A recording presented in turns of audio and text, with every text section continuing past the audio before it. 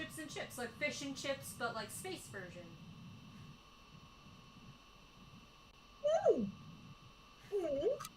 Yes.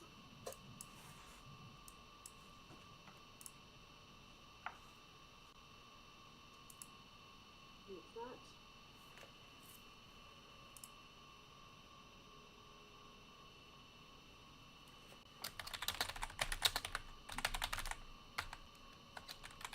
You've got a bay window with the curtains shut, it looks like back of a theatre.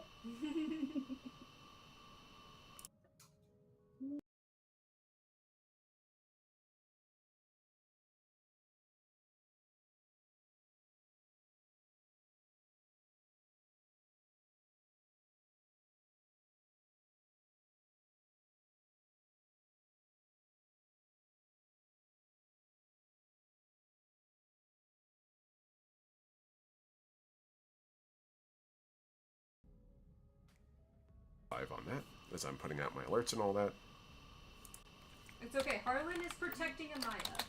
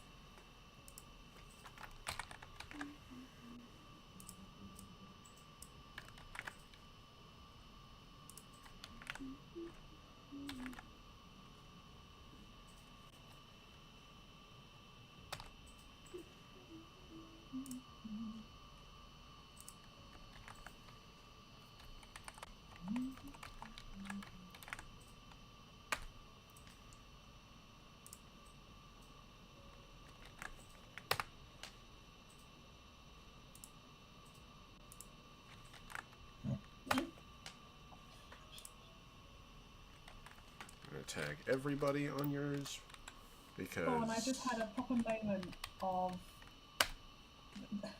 looking at the thing. Oh, note section. My brain went, "What's the 14th month?" My brain just properly went.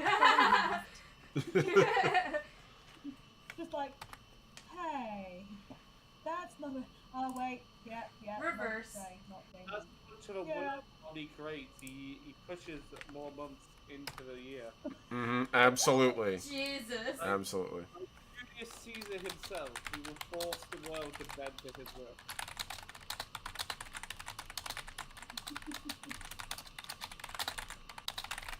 I think it's the calendar parts. Either, I think it's if you look at October, I want to say 1582 or 1682.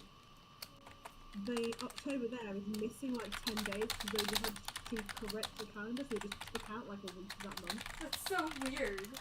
Why?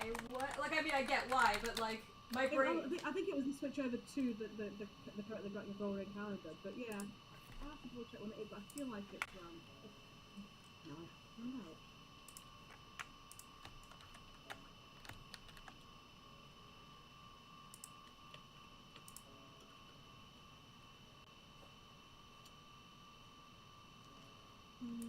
Okay. 1582. Nice. Oh, I'm a history nerd. Yeah, October 5th to 14th is just missing. Are you wearing a zombie Moomin? No, it is a berserker Moomin. Okay, I could. Angry axe and everything. Yeah. I saw swirls and I thought brain. No, angry Viking Moomin, because I mean, so like. Yeah. So why not?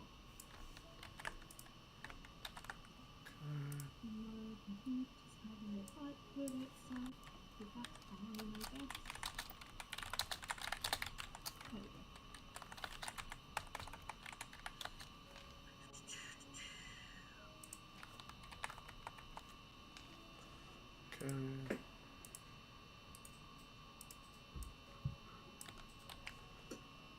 I appreciate everybody's patience, especially you guys out in chat. That is just how it be some days, where you need a moment. Today, life has been lifing. It has. Really lifelike. It has been intensely lifing. Not a fan. Not a fan. Not a fan. Life can take a number. I'm busy. Life can take a slow down. Yes. Alright. I still can't believe. So, just thinking, life can kiss the booty, right? But like, tookus. My brain immediately thought tookus, and I'm like, English has created some interesting words, and I kind of like that. Yeah. Mm-hmm. Alright. Stretches are done. Social media's done. Everything is done. I'm done. Stick a fork in me. And I am closing Discord to save myself some RAM. Because I've already got 3 Google Docs on the side. Plus also my YouTube. Plus also my Roll20 and my Video Ninja. Yeah, I've got everything. Roll20, that's what I've forgotten to open. Yes. There's always one thing. That's the one thing today. No worries. Shiz happens. Alrighty.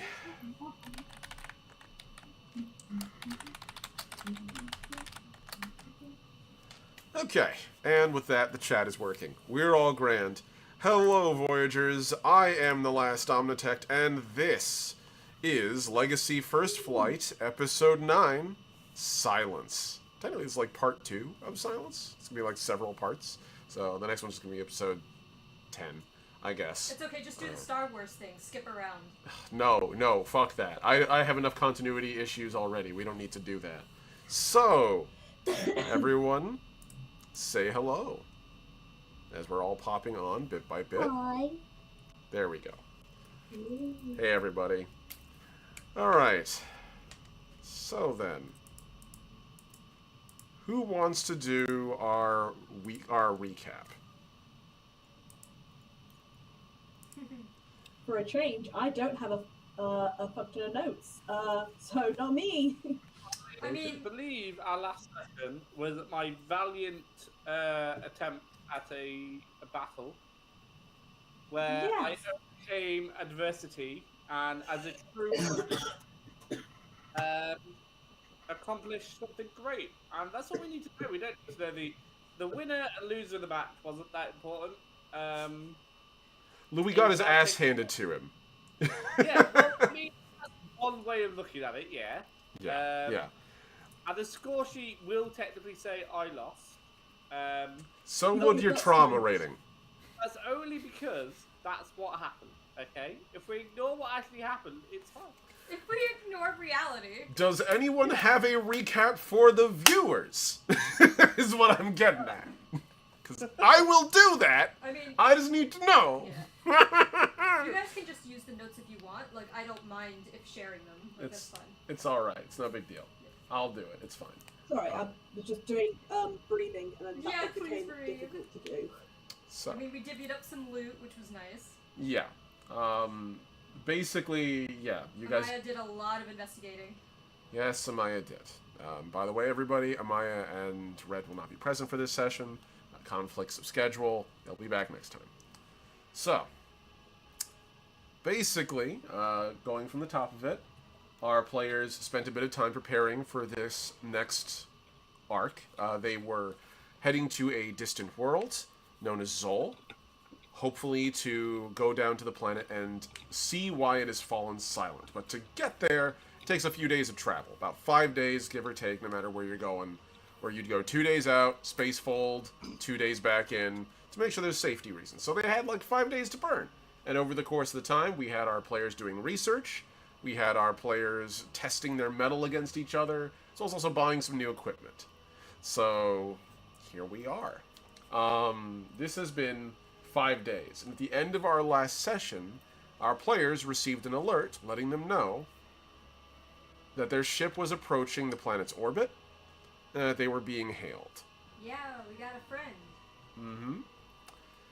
So, everyone, make sure you reset all your motes for the start of the session, because we need those rerolls today, or at least you might anyway.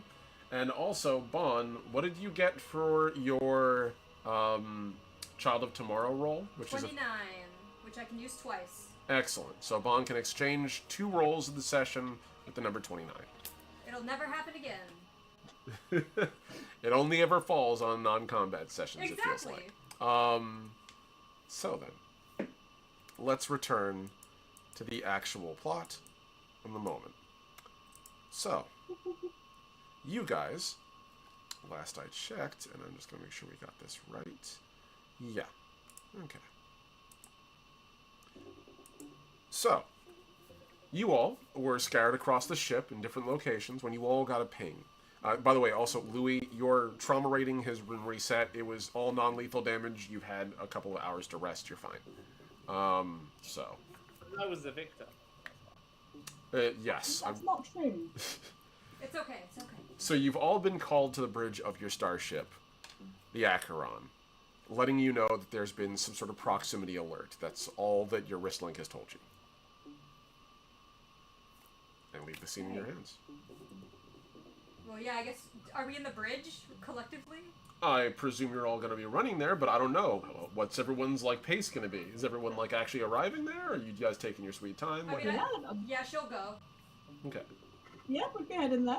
Yeah. Yeah, I'm probably just gonna finish up chewing up Becky and then make my way there at some point. Especially if like I get a second beat from one of the other two saying, "Hey, this might be important." Yeah. If you turn up. Well, yeah. If Zenith gets there and you're not, it'll be kind of like, everyone is coming now, right? Yes? Ready? Yeah. Like, Now. 5 more minutes. 5 more minutes. Okay. No more minutes. Now. 10 more minutes. 5 more seconds. I'm on the way. I'm moving. I'm doing it. Be like, bathroom. Just kidding. Yeah. I was on the loo and then I'm here, okay? Look, I'm here. Hi. So, as you all get to the bridge, in your different pacing, you guys can see that the bridge itself is alive with activity.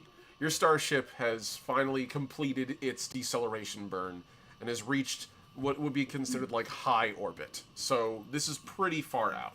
Technically, like about halfway between where the moon and the Earth is. That's roughly where you guys are in terms of distance. Several, million miles away, but still within a reasonable reach. In space terms, we're quite close. Yeah, exactly. Just to make sure, I think that's about right. So, as you guys are decelerating in the distance on the ship's screen, you can see what looks like a little blue light. And I'm actually going to flip you guys over to your base, since you do in fact have the starship. Beautiful. Okay. So at the moment, everyone is currently. Oh, goodbye, Klaxon. You were fun. All right. Put you on the token layer. All right, cool. And we don't need to worry about Amaya today. Amaya is not present. So. At the moment, you guys are all currently located on the bridge, which is at the top of the ship, towards the back. This nice little, like, comm tower sort of area. Little bulkhead. Yeah, little tower, little radar tower. And where you guys are, you can see that the captain and the rest of the crew are all in full dress, basically ready for combat. And the captain, the Click Shiara Mumathan, turns to you all and says, "All right, so, I suppose I should brief all of you. We just reached high orbit. Everything's relatively shipshape, no issues so far, but we have made radar contact with a starship approaching from around the planet. They're burning at a moderate speed. Not an attack vector, but definitely trying to get close to us. How do you want us to approach this?" Probably open comms? Yeah, do we know who owns the ship? Is it a recognizable ship? Well, I believe right now we have one of our ensigns currently working on that. Donnelly, what are your thoughts? And Ensign Donnelly turns around and he's just one of the random shift rotation folks that we haven't seen before. Gonna just say he's human with the name Donnelly. And he just sort of flips through a number of screens on his computer, and eventually he calls up a hologram of the ship in question, which I apologize for not having the art for. Got sidetracked today. But it looks like almost this very long, it almost looks like a sword, kind of the way that it's angled. This is very sharp, machete-like edge. It's a stab. Yeah, but it also has like a guard on the back, like a T almost, that goes all the way along its back.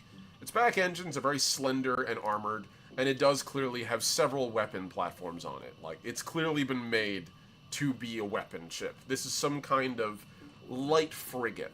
It's about twice the size of your ship. So, still, it's a heavyweight, but it's nowhere near, like, the super heavy warships. This thing is a kilometer long. So... It's flashy. Yeah, and namely, it's pretty much pure silver with a couple of, like, turquoise accent lines on it. After a couple of seconds, the ensign turns around. Captain, it appears to match a frigate design that's currently registered to the JSA. From what I can tell, this one appears to have the livery of the Latali Corporation. They're a mining subsidiary. So, assume friendly until proven otherwise. Aye.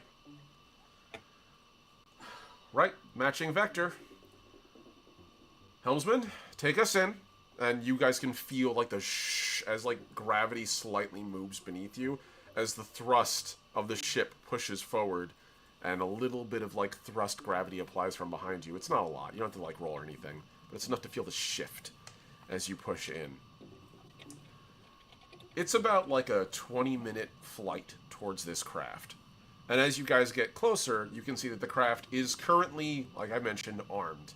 It appears to have some variety of railguns built onto its back, some kind of linear cannon array. Pretty standard stuff, but powerful enough to bracket your ship a couple times if they were to really open up on you. It would be a difficult fight if you guys were to get into a warship battle with this thing. But after about 20 minutes of getting closer, one of the ensigns on the bridge immediately turns around. Captain, I'm receiving a hail from the ship. Permission to put it on board? Turns to all of you. Yeah, I think we're all just like our different ways. Good job. High five for you. Maybe a promotion in your future. Right. Putting it on screen, sir. There's a soft ping sound as a connection is made, and eventually you guys see this face appear on screen. An Orname, and a sub-variety you guys haven't seen before. This is a deep dwelling Orname. They tend to live way down in the bottom of the pressure zones, so a little bit hardier than most. This is Executive Lieutenant Veers Horanel, contacting unidentified carrier ship. What are you doing here? Investigating why a settlement just went, but literally in the background, just like making the explosion finger signal. There's a pause, and he sort of like looks around at the interior of your cabin because it is like it's a visual broadcast. It's going both ways. Unless you guys told them explicitly not to, that is comms. Comms is visual and audio. Sort of looks around. You certainly don't appear to be a civilian mining ship.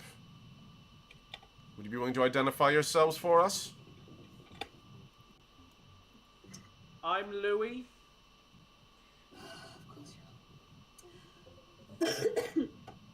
I don't have a rank yet, but I'm working on it.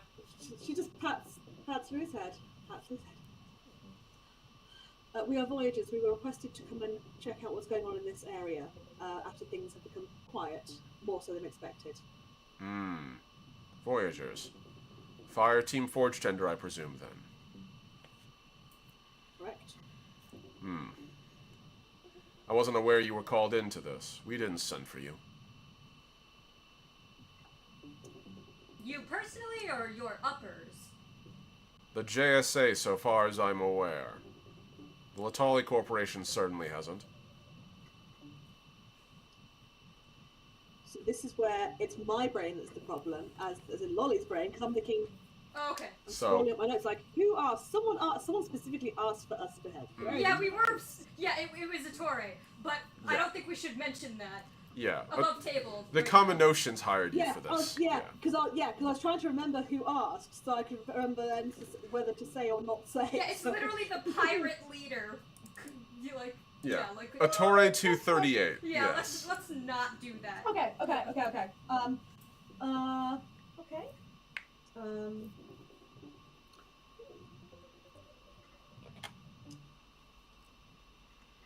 No, we were not requested by JSA. However, we were requested by other contacts.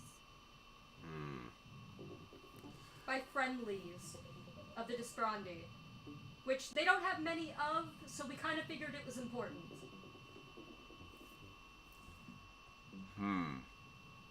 Common oceans, then? Figures. Even when a planet goes dead, they can't stop laying claim to it. Fine. You can maintain your orbit.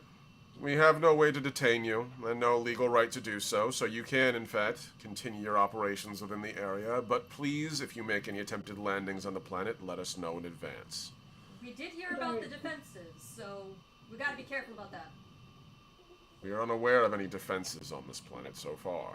What have you heard? So Amaya had actually discovered that the reason why it was so hard for people to land was precisely because there were still automated defenses ongoing.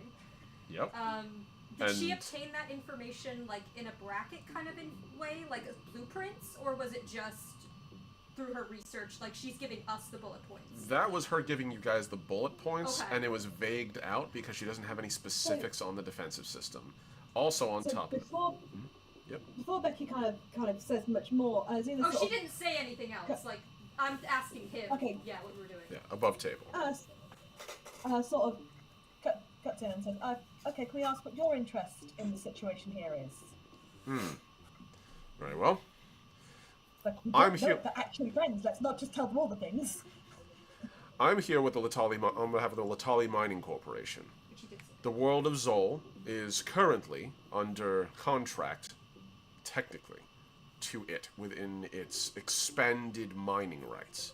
Now, we've stayed away from the world of Xol for several years as a result of the current settlement here. However, we do still require some degree of awareness of what's working on it, what's going on it. It is technically within our jurisdiction. So you're scouting. We are ensuring the safety of its populace. You keep saying technically. Why is it a technicality and not just an inarguable fact? Because we're in the Free Marches, and the Free Marches have legal dubious status across the entire sector. Ask the Evanti how they feel about the Free Marches. Ask the Common Oceans, and ask us, and you will get 3 different descriptions. We abide by interstellar law. By contract, this territory does fall within our mining purview. However, Common Oceans don't always agree with that. We'd rather not cause a fuss, hence why we haven't invaded the territory or attempted to displace the residents. But since the residents don't appear to be here anymore, that may have changed things. Do you know where the residents have gone or how long they've been missing? We were only made aware by various sources across the sector that this planet had gone dark. We were unsure as to how long or in what capacity. We haven't landed yet. We've been observing from a distance. We And who are presume... these sources that you speak of? I'm afraid that is a bit beyond your pay grade, Voyager. Did you arrive about 2 weeks ago by any chance? There's a pause, and he looks over towards you, Becky. No, we arrived only a few hours ago, actually. Okay, just a heads up, because apparently we need to tell you for some reason. We are probably going to land. By the way, if anyone Yeah. wants to, they can make either subterfuge or social rolls of any kind. Technically, you can also make awareness checks for this as well. I will. Yeah, I'm going to make an awareness check Yes. if that's okay. Alright, by all means. Awareness. Awareness is intelligence. Apparently my strongest feat. Yeah. Oh, and a d6. Remember your luck die, team. Remember your luck die. Oh, that is an exploding luck die. Nice. 9, 12 is my awareness roll. Okay, 18. very nice. Alright. So 12 and an 18. And also, Zenith, were you going to be rolling this as well? It's alright to say no. Oh, yeah, go on then. Okay. you're silly not to, seeing as we. Oh. Okay, so I'll take the 10 rather than the 4, because 10 is even better. Probably 13 for this one. Okay. I was well proud of my 12. Yeah. So basically, all of you guys are relatively in the same ballpark, honestly, in terms of the rolls. Nothing super spectacular, but all solid upper level rolls. So, just looking at what you guys rolled out, from what you can tell, Veers is being genuine about being concerned about the populace on the planet, at least to some degree. You can tell he's very clearly withholding stuff from you, but also he's clearly not an open book in this regard. He's probably acting under some kind of orders. You're just not sure as to what capacity. Likewise, also, you guys were not briefed that the JSA was going to be here.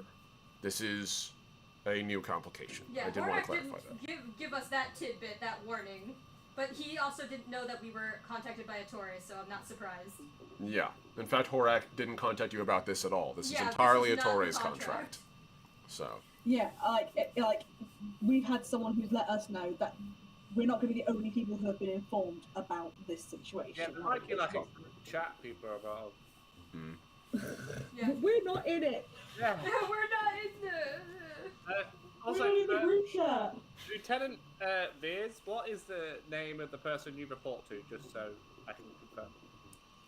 The name of the person I report to is the giant JSA ship, not an obvious enough sign. Yes, but I'd rather have a specific name, not a group of companies. Fine. I can't exactly phone customer service and ask for the JSA. I answer directly to Director Vero Barsuum. Excellent. Can we write that down, whoever's taking it? Yes, I Sorry. am. I'm doing it. Sorry, Director Vero Barrosun. That's it. Sorry, Barrosun. was that the V? Here. Vero Barrosun. Alright, I can't read from over here. If you need, I also answer under the JSA and its security compact. I'm technically a rated captain, so you could contact any JSA chief executive or operative, and they can confirm for you. I understand you met with Horak. You could always call him if you'd like. I appreciate your candor. Yes. It's not my first time I've had someone ask me for a phone number. Regardless, if you say you wish to land on the planet, so be it. Please just let me know where. If you'd like, we can send out a security detail to offer you additional support. Desperandi colonies can be hostile places. I'd hate to see you get caught up in fire. So, because we have we have atmosphere, does it include private comms, or does that have to be like internal? You guys would need to like turn it on. Okay. But also on top of that, you are on a visual call with this guy. That's fair, but it's not like he can read my wrist link, right? No, he can't. Okay, so But he Becky can will- see you typing. That's fair. Becky will send a message to the others and be like, we could use them to scout ahead for us, so if there are traps, they get hit first. Yeah, we could also not sacrifice them, considering they're meant to be our allies, but yeah. They might be, they're kind of suspects at the moment.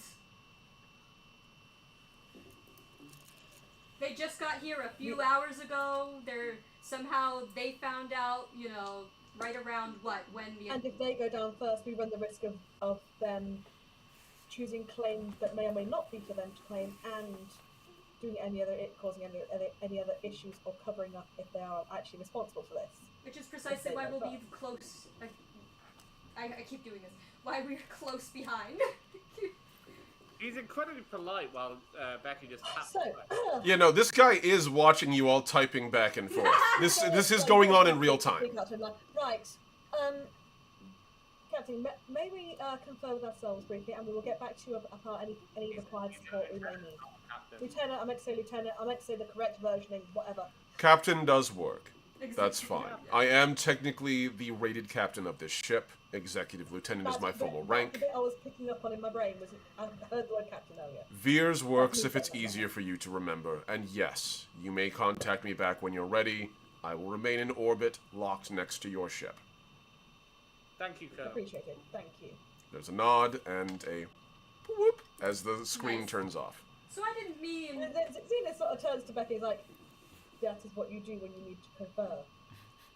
I figured it would be a quick chat and like a 5-second discussion, but then it kept going, so that wasn't really on me. Because you made an assumption, yes, it did. The captain turns around. In my experience, there's no such thing as quick discussions with this fire team, so just saying. That's because some of us can't just Wow, come Captain, to the that's how you're going to get demoted, okay? This guy over here is getting demoted. We need to keep track of this. You have my contract. That does not mean that I don't have the right to have a little bit of a say on how things happen on my ship.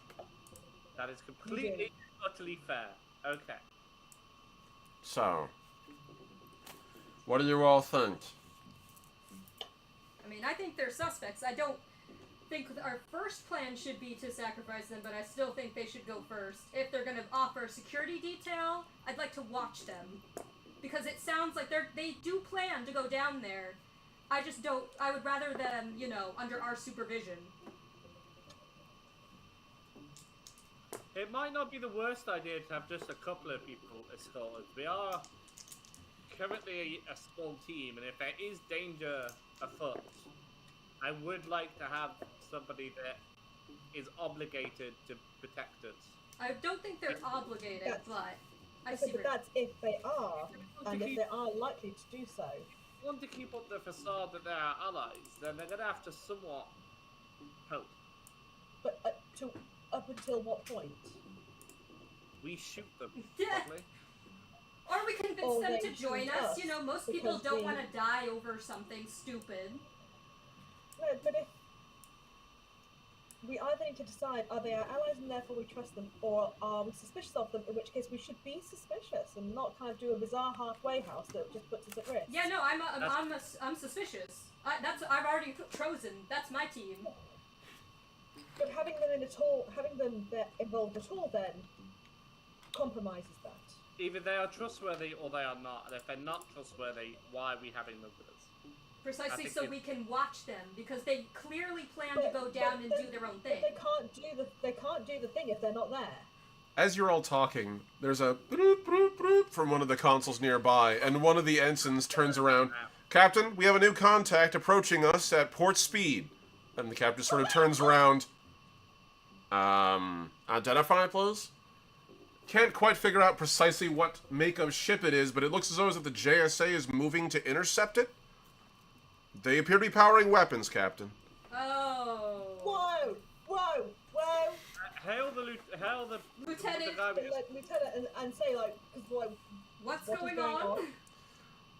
Hail the lieutenant, the colonel, whatever his name was. Yeah. Dear Ensign. Yeah. Aye, Captain. And there's a series of pings and clicks, and there's a brief pause, and then whoop, the screen pops back up again.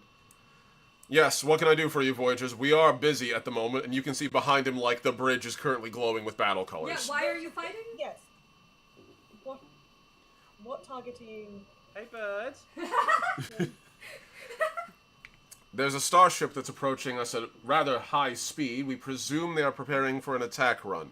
They match the profile of several dozen ship sightings we've seen across the sector. This particular one is rated under a known criminal by the name of Ettore 238. Why don't you let us mediate? They may have survivors that we could talk to. Pirates. You want to mediate with pirates. Look, they talk in money. I talk in lives, but if you want to take a risk... We're not asking you to put yours on the line, though, are we? Can we see if that other ship has their weapons active or ready or any offensive mood? Can we vibe check it? Vibe check. I'll make an awareness check on behalf of your ship. Hold on. So I'm just going to be popping up over to your player bases. We're going to go back to the Acheron because at this point you guys are like in an active ship duel. Help, Technically. Please don't We fail don't the like it. So let's see. This is going to be under your... I don't believe you guys actually have a scanner array. So you guys are just going on your base processor, which is an awareness roll. So that's going to be a D8. Yep, that's right. So a D8, and it is currently being crewed by an NPC. So we're going to be rolling just the D8 flat. Okay, no. So he turns around. Captain, the profile of the ship is clearly designed for some kind of stealth. It's not letting me see whether they're directing power where they, to any of their various systems. Then let's hail them. Let's try and get communications. Captain turns to the rest of you. Separately to the lieutenant. Don't let them know that we're talking to both sides. Lieutenant, can we have your permission to attempt to mediate this rather than turn it into a fight? There's a pause as he looks at all of you. Fine. I'm going to withdraw my ship. Approximately 5 kilometers back. Out above table, in space, 5 kilometers, fucking nothing. Yeah, just like barely. Yeah. He's just gone. He's essentially just gone. Yeah, exactly. Yeah, the size of our ship. I'm going to withdraw my ship by 5 kilometers. If they fire on you, we will immediately engage. I'm not waiting for your permission. Fair No, enough. we give it you. 100%. Understood and appreciated. Sarah, Will, or Steve, or whoever is driving the ship. Great idea. If they approach the planet without conferring with us, and without your direct say-so, we will also engage them.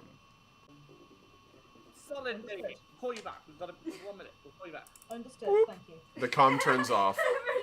Yep. Him and wanting to kill them on sight.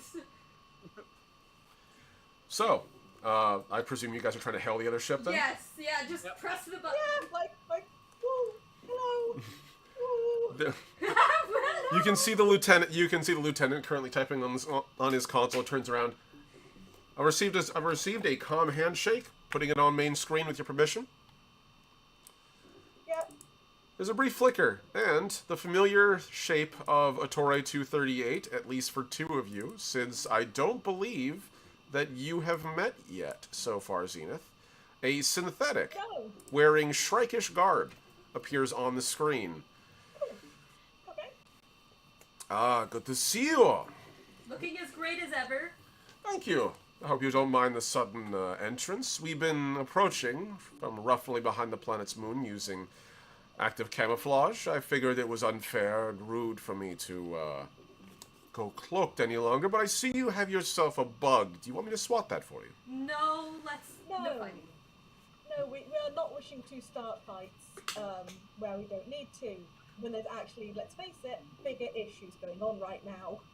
I find the JSA over a planet that just went quiet to be quite an issue. Oh, exactly, and we kind of want to investigate.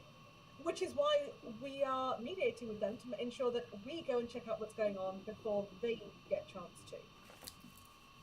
We don't want to start an all-out war with the entire governmental body before we know all the facts. And so far the facts are, well, the facts that we know are they turned up and something else happened. We don't know if there's a cause and effect. It could be 2 completely different incidents. One thing I will know, if you shoot them, the cause and effect will be they will shoot back. There's a pause there. Make me a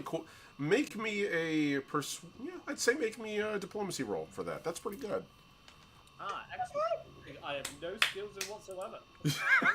So that'd be a willpower roll then, base, if you don't have the... Can I help? Because I'm also part of the whole, let's just be friends for 5 minutes. Right, like, just... Even if it's just... Sure. It's just fake I'm friends. willing Just to allow you fake guys friends to for make fun. a... This would be a negotiation roll. So, in this case. So that would be tied to your willpower. I don't have a D8 in my dice set, apparently. I don't know where it's gone, but... Oh, no, that's a D4. So close. So I'm just going to roll in roll 20, D8, D6. Cool. Could I use a Motive Legacy to re-roll both of those? Yes. When you roll a motive, when you use a motive legacy to reroll, you roll the whole roll. That includes the luck die. So yes. They were both sucky, so like... Yeah. Yeah, it's just 4. Okay. Are we being allowed to help? Yes, I am allowing specifically Zenith, because Zenith requested it first. You can roll your die and add half of the result to We'll do the them. thing. Yes. Okay, there's Sorry my about that. die, and...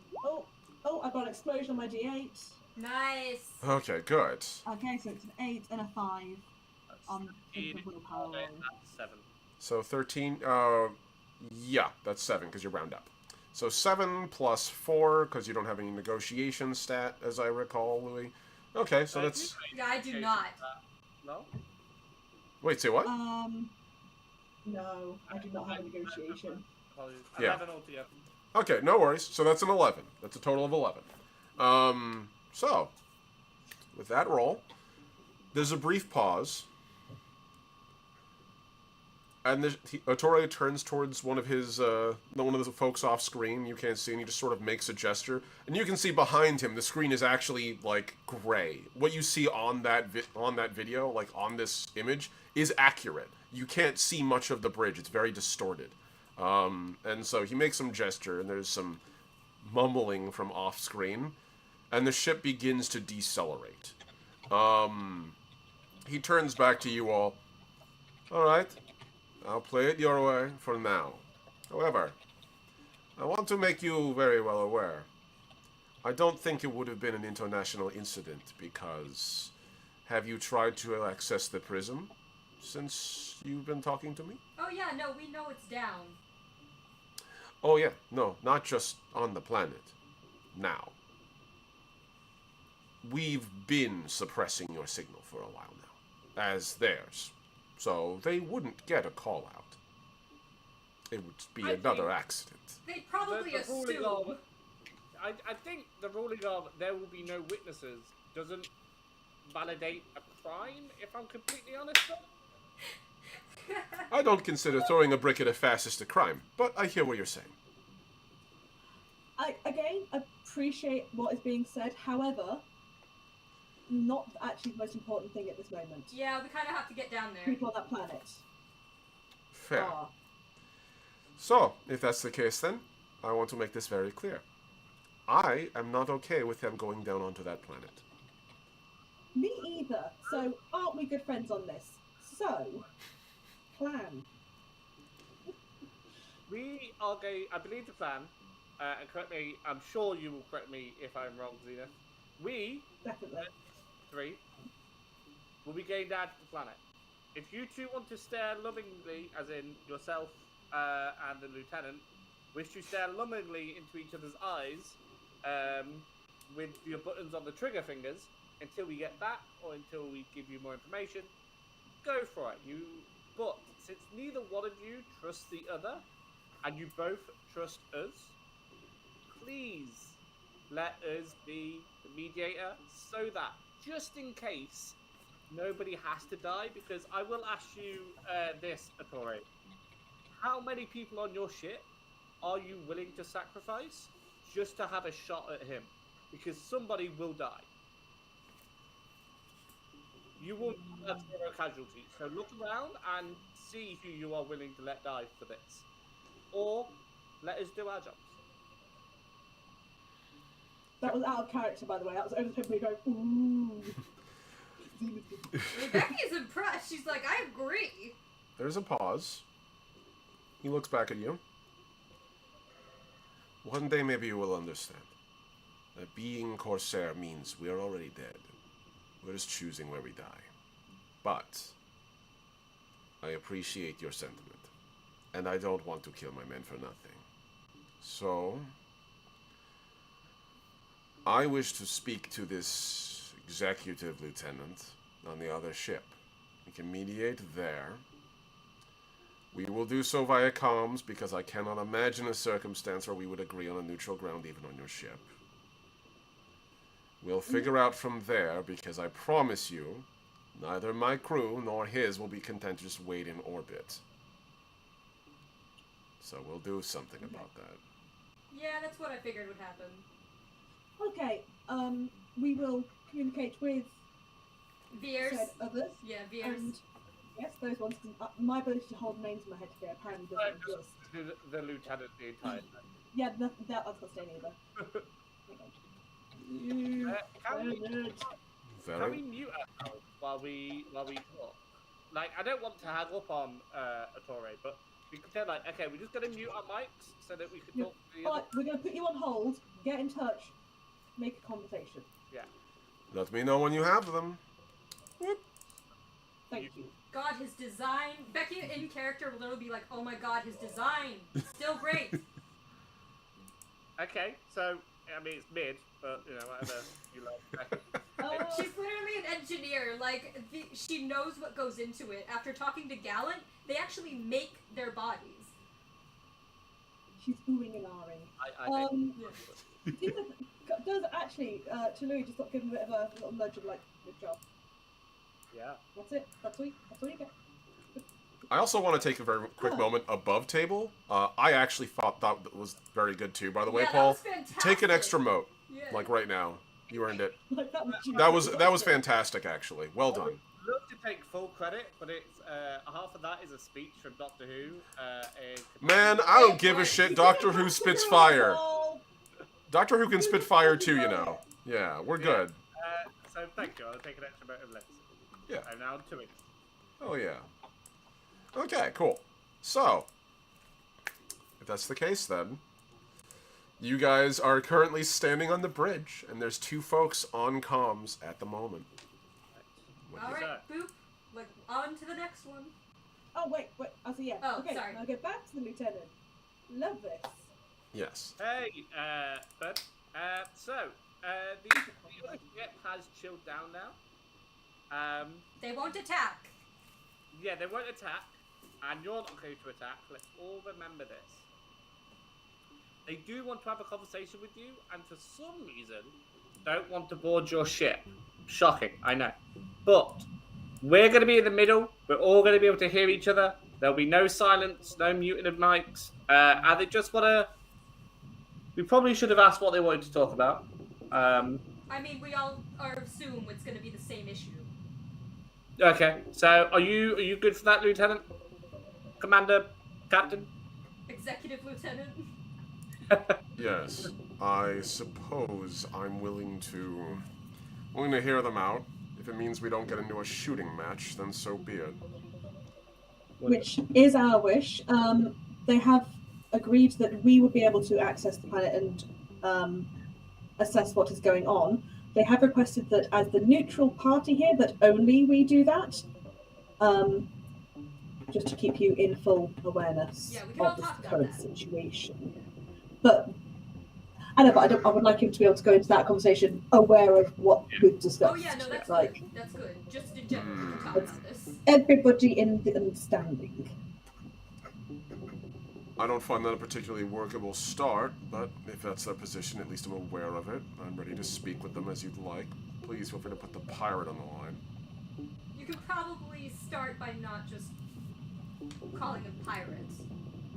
Yeah, we could. Open comms. Yeah, his 4 eyes look at you briefly, Becky, when you say that, and just has this very, like, are you fucking kidding me kind of look on there. Like, would you like to be like, JSA everywhere you go? Like... He's not addressing you in any way. He's, like, just giving you that look like, how do you think that's gonna go? Like, really? Do I need to deign that? Zenith just has a moment of that whole thing of it, give me strength. I am going to open comms again. Okay, guys, you can hear each other. Please be nice. No name calling, no cussing, no inappropriate slurs. I appreciate that. Speed dating, go. The 2 of them look at you and look at each other, and without missing a beat, Tori just goes, fascist. And then the lieutenant just goes, bastard.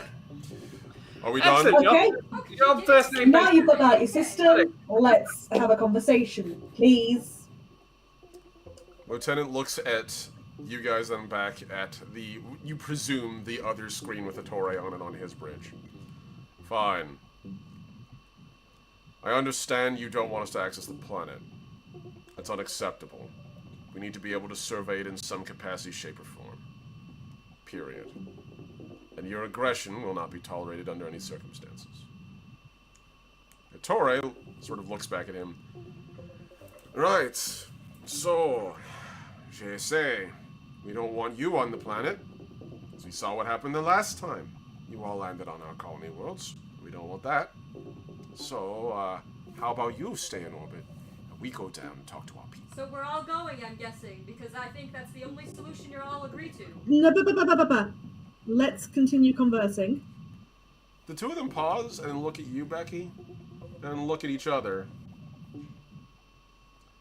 We could establish separate beachheads. I do one encampment, you do yours.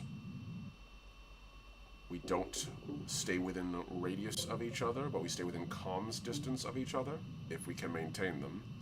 Failing that, visual confirmation, just in case someone tries anything, the other will see. Best we could probably hope for. how would you feel about not taking weapons down? They both look at you and in unison just say no. Like they don't even. There's not even a pause. Even Zenith looks at you like. Okay, you know what? Just throw it out there. Cool. This is a matter of importance. I want to make sure those colonists are safe. You do too. I want to make sure that the investment that JSA has is secure. And you certainly don't want us wrecking the planet. I think that's a reasonable compromise. We both send armed forces down. We wait for the Voyagers to do their thing.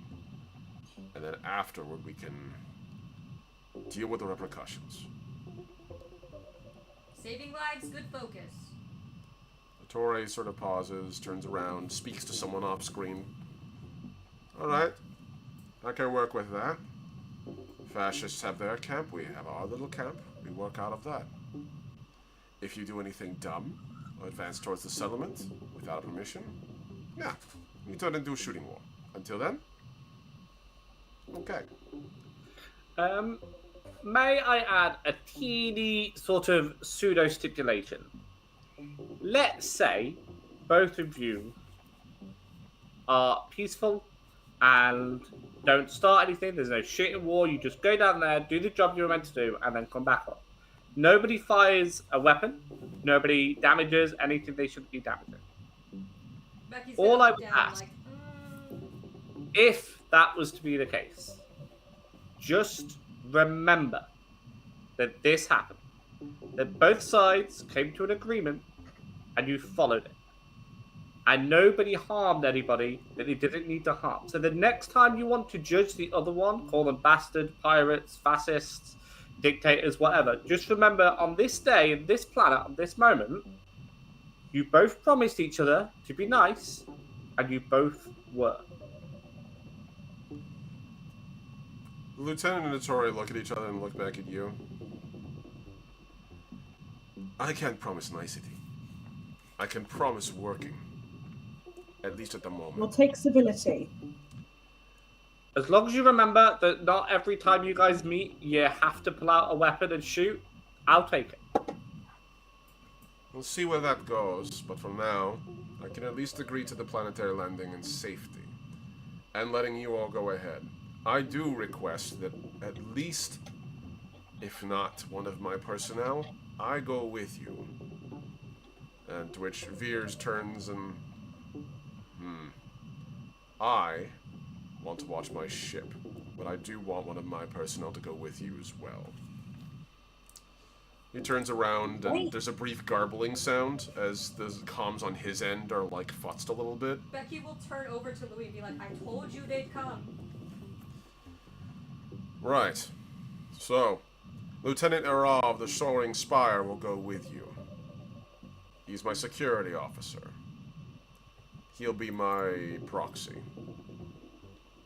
Are you fine with that? Sorry, I don't feel comfortable with an associate of one side and a captain of the other side, so we'll just take an associate of yours. You can send someone with, not you. I think they kind of equal out. Yeah, I think honestly, I would give it a Torre's choice as to what they want to do. Okay, alright. The captain turns towards the Torre. So, does that seem acceptable to you, pirate? And there's a pause. And Torre. Aye, that sounds fine enough to me, fascist. We'll see you down there. And both of them disconnect. Just think of it like pet names, okay, Becky? It's fine. Just leave them to that. Pet names for each other already. I think this is going to be a blossoming enemies to lovers romance. Yeah, we're just bringing the universe together. Yeah. Have you been reading that Earth literary smut again? I have, yes. You really shouldn't read that. So we've been going for about an hour. Does anyone need to take a break? Yes! Okay. Let's take an hour break. Let's take a couple minutes. Let's give ourselves like a 5-minute break. Go do your business, what have you. Come back and we'll be ready. All right. We'll be right back, folks. Thank you guys, as always, for tuning in. It is a genuine pleasure to be here. We will be back with yet more Legacy First Flight very shortly. And in the meantime, you guys are good, by the way. Like, cameras are off, so just realize your comms are on. Comms are hot. But yes, thank you all so much for tuning in, and also a huge thank you to all my incredible patrons, my tier 1s, Ampersand, Heinrich, and Atlas. You guys are great, as well as also the incredible Necronymous and Souls Rolls. You guys are absolutely keeping me afloat. Please, anyone who's interested, feel free to jump on my Patreon, patreon.com/TheLastOmnitect. It really does help so much. Every little bit of it does help. And yeah, with that, we're just gonna vibe and take a moment to just rest, do our business. So. Sounds good.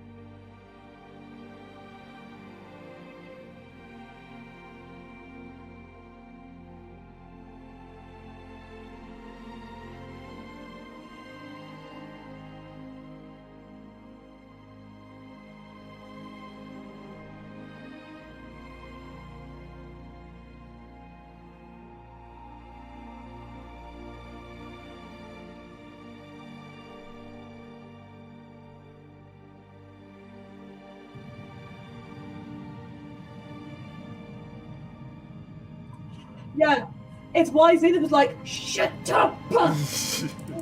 Yeah, I Stop misunderstood giving the everything entire away! excerpt. It did make me chuckle when he was like, "We will let you land on the planet," and then followed it up with, "There is no way we can stop you." Yeah. Like, okay, thanks. Why is everyone letting us do things that they have no way of stopping us from doing? Like, It definitely felt like I couldn't tell if they. I mean, clearly they're hiding something, but at the same time, I couldn't tell if they were also stalling. Well, everyone's coming down with us now. They're all sticking with us, so yeah. Yay! Yay! And it's all because Louis is suddenly pulling badassery. I helped him. It's amazing. Going to help. Yeah. I'm just gonna very quickly try to hash this out fast. Oh boy. We'll see if we can manage this. You've got to believe. The last one of these was drawn in about, God, what was it? Half an hour. This is going to be 5 minutes. So. If You're erasing him? No, I duplicated him. Oh, okay. Yeah. No, every time I draw, I use the same template so that way I don't go out of my fucking mind reformatting everything. That's fair. Yeah. I was legitimately watching you, and I was like, no, not the baby. No, this is how I do it every time. Just saves me a lot of time and energy. For everyone who's currently out there, they're watching me draw. Or they're not watching me draw the character. They're watching me as I'm drawing a thing they don't see. So. Alright. Yeah, Acris. They don't.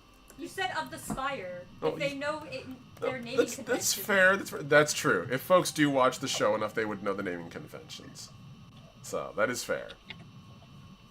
I'm not sure how many folks actually are aware of the Acris, because we haven't been watching, like... We literally had one when we first came in. One of the, oh my god, the union representative. Well, yeah, but how long ago has that been? And that was on Twitch. We're on YouTube now. That's fair. Yeah. I remember more than what are you doing? Yeah. Being a floozy. Floozy. What your face? For those listening to my wife, she's playing with one of our dogs. She's not just being weird. So Yeah, no, Dog Darcy is doing her dying fly routine and surfing around the bed. It's not a fly. She's scratching her nose.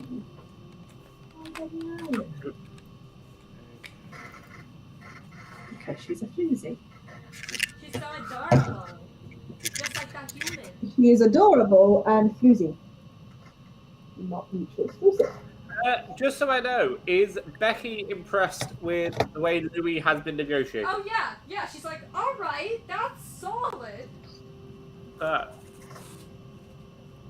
I'm not taking note of that. That's how you impress Becky. That's how you impress Becky. We build her entire body from scratch and do cool negotiator shit.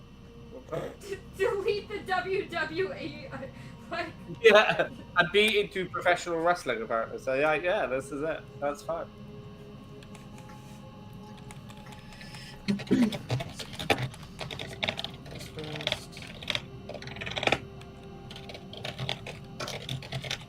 This is one of those things that I would have drawn before stream, but life has been lifing today, so unfortunately it's not going to happen.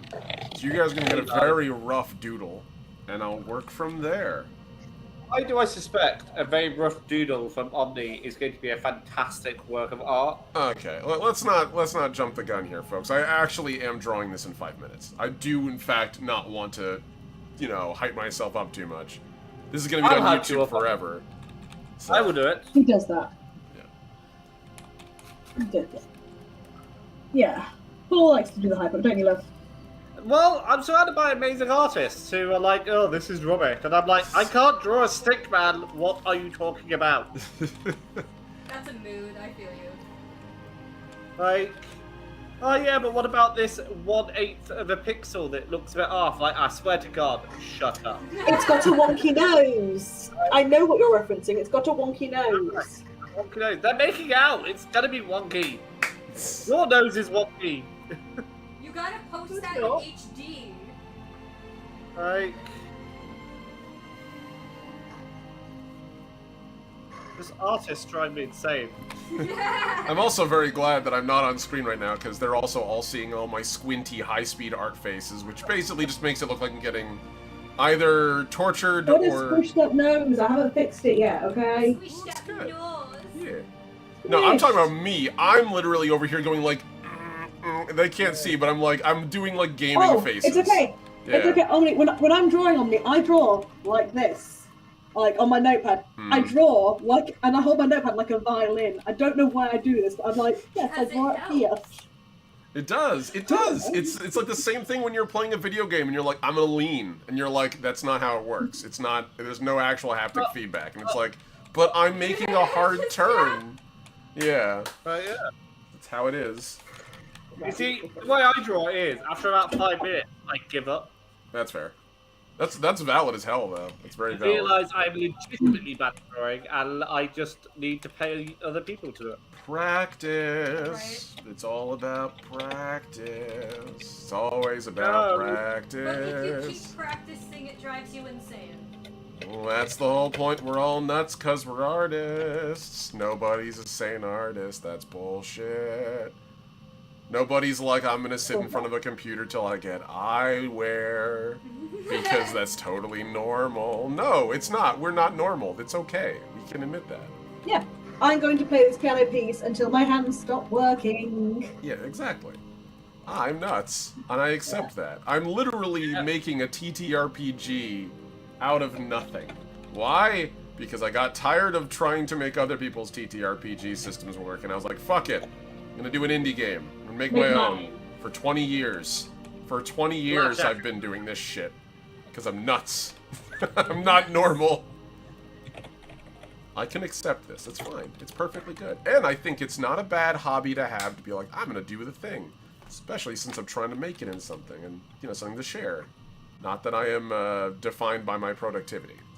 Just make that very clear. Fuck capitalism. And its hold on me. Okay, I think I'm good enough at this point. I've just got to get the eyes, and you're just going to deal with the fact that this guy's basically not wearing clothing, so no. Oh no. What Neither's, no wait, it's fine. Yeah. It's fine. You can't really see anything of detail. And it's only from the neck up, so it's a bust. So it's fine. Okay. And then I'm going to do a quick... What color are we going to do here? Sure, that'll do. I like that I get to see it. I love this. I want to see it. You'll see it shortly. You'll see it very shortly. Oh. Okay, and then I just do an overpass of this. Quick overlay. Oh, that's not good. Okay. Alright, it's a little glow layer. Fuck me, that's why. It's like, wait, why is that working? Layer, Kronk? Yeah, wrong layer, Kronk! Damn it. Kronk didn't say damn it, but I did. Here we go. Kronk's too sweet for that, honestly. Yeah, he is precious himbo. He is. He's most important himbo. He's the himbo of himbos. Arguably the first himbo.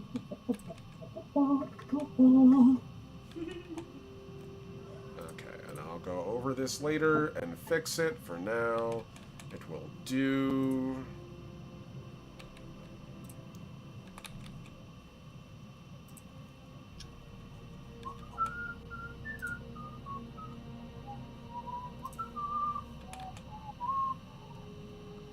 Alright, and then just gotta hit the beep. I appreciate you guys being patient. This is literally me going like, I need this. I'm very annoyed that I need this, but I need this. Okay. And... Well, most artists are just... It's okay. Like, yeah, most dungeon masters would just be like, nah, sorry, game masters in this case, would literally be like, nah, I'll just describe it to you. I'm not gonna just try and pit...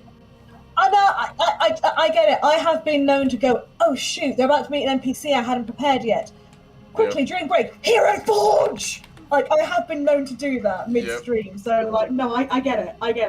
Yeah, in this case, it was, I was going to draw this, and then I just didn't have time, and that's life this week, so here we are.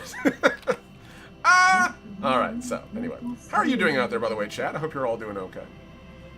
So let's see. Sometimes I prep names for a session. That's got to be such a beautiful thing. I was like, generally, honestly, your names that you prep are also known as names that I've generally got ready for you. Like, oh, by the way, in case you need some today, here are some names. Those 6 Georges were very important NPCs, okay? Oh, and Sir Arthuritis, yes. Yeah, Arthuritis is great. And Sirloin. And sirloin, yes. There we go. And just like that, that will have to do. Fuck me in the not fun way. And That would be a very professional thing to have on your YouTube, but I guess if that's what you insist. yeah, no, it's all right. Meanwhile, on my Pornhub, no, I'm joking. Don't actually have one of those. That's fine. We're good. Just gonna hit this.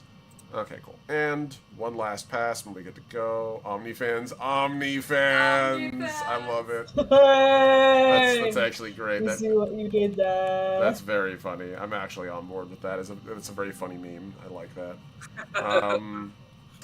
Best part is it would probably just be me drawing. That's the best part. It would just be me drawing and everyone being like, but OmniFans. Shut up. I'm still me.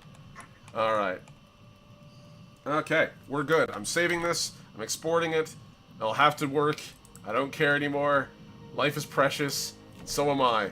And we're moving on. Okay. Pop this over here. This is going to be...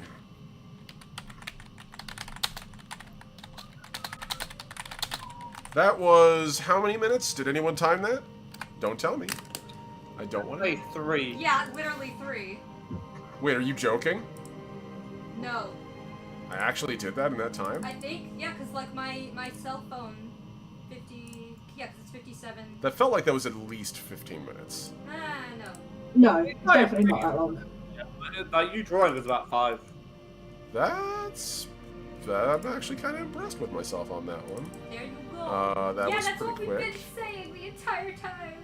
Shh, I'm allowed to hold myself to an impossible standard. It's how I get better. It's also how you burn out, but I mean, I, as someone who also does it, fair. Right, we gotta find the balance. Yeah. Okay. I'm gonna put this in everyone's journals. It's gonna be edited by me. Yes, adding to the, Yep, I actually have to... Yep, there we go. Take care of this. Mm-hmm. He has the same eyes. I love it. No, it's a little. There we go.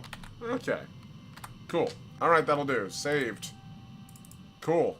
It's done. The deed is fucking done. It's done. Hooray. So, with that, I can close everything, and we can return to stream. Thank you all so much for your patience. I appreciate you all. We're back with Legacy First Flight. Huzzah! It's done. As we all flip back on one at a time. Excellent. We're all here. So then, our next little bit here. We just start singing scales as we go down. All right. So, about an hour passes, and you guys see that 2 landing ships detach from the other 2 ships in orbit nearby, and they just hover there waiting for you guys to go down. Clearly they want you all to choose the landing zone and they'll kind of flank it. Love that for us. So we gotta gear up and go. Yes. Now this is where I'm going to ask. What are you going to bring on board? Or what are you going to bring with you? I want to make sure you guys have a list. You don't need to tell me everything, but keep a note of it. You do not have access to everything. All of the things. It's whatever you are bringing to the planet. If you have made any changes to your loadout or what you're bringing, I want to freaking know. Storm rifle and my my scout, my drones. Okay, so you're taking the drones, you're taking the rifle. Are you going to be taking your rig? Yes. Okay, so it's the rig, so your usual loadout then. The rig, Yes. the rifle, but you're adding your recon drones on Yes. it. Gotcha. Okay, cool. And I didn't make drone tokens for you. Alright, it's fine. It's cool. I have the easy. It's in Discord. It's alright, it's fine. We can, I'll draw it later. I don't think we're gonna get into actual, like, grid stuff today, so it's not a big deal. Alright, so you have your drones. What about everyone else? What else is taken? What are you all doing? Well, No, you go first, please. I'm sorting it out. I'm not taking Meki. You're not taking Meki. I am. I'm obviously taking. Okay, you are taking Meki. Okay, No. cool. That's fair. That's a big deal. also, do we have any information on the sniper rifle that goes through armor yet, or are we still waiting on that? Oh yeah, no. That you're gonna be waiting on that for a while. That's probably gonna be available after this arc. It's gonna take. In which case, I'm just thinking, Becky. Don't forget, I've got that new gun I obtained. Yeah. Yes, that is correct. You did mount that on. I believe that's currently been updated on your character sheet, as I recall, on Louis' mech.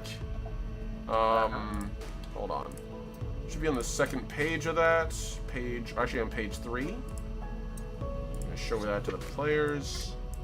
Gonna zoom out. So yeah, you have the laser cannon. That is correct. Yeah. Yep. Mm-hmm. All right. So can I take a personal blade? Can I take like a little dagger just for myself? Sure. We have those lined up. Yeah, you guys have a you guys do the loot pool document. I'm not sure if you guys have been like using Yeah, it's it. in the resource. Yeah, it should be in the resources. That has like everything that you guys currently like possess in it, including salvage, ranged, and melee weapons. So I'm sure you have several knives. You do actually you do have the molecular knife if you wanted to bring one. Yeah, I'll bring a molecular knife. Yeah, I'll bring that. Okay, has all the exact same stats as a normal knife, which is it's literally your might plus D4, but it also has the sharp keyword. So, Sweet. which means if you crit, you completely ignore armor. Stabby stab. Yep. Sweet. Likewise, also if you are fighting against I believe it's a hard suit. Yeah. Yeah, if you're fighting against a hard suit, it actually does double damage when you crit. So, yeah, they're pretty nuts.